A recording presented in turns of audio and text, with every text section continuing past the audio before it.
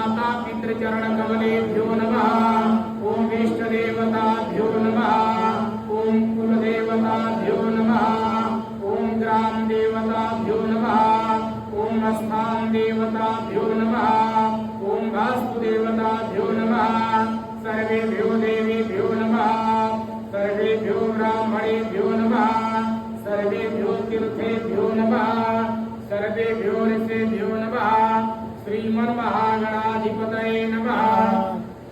सुमुखस्य एकदन्तस्य कपिलो गजकर्णकः लम्बोदरस्य विकटो विघ्ननाशो विनायकः धूम्रकेतो गणाध्यक्षो बालचन्द्रो गजाननः द्वादशैतानि नामानि पठे शृणुयादपि विद्यारम्भे विवाहे च प्रवेशे निर्गमे तथा संग्रामे संकटे चैव विघ्नस्तस्य न जायते शुक्लं वरदरं देवं शशिवर्णं चतुर्भुजां प्रसन्नवदनं ध्यायेत् सर्वविघ्नोपशान्तये अभिष्टिप्तार्थसिद्ध्यर्थं पूजितो या सुरासुरैः सर्वविघ्नहरस्तस्मै गणाधिपतये नमः।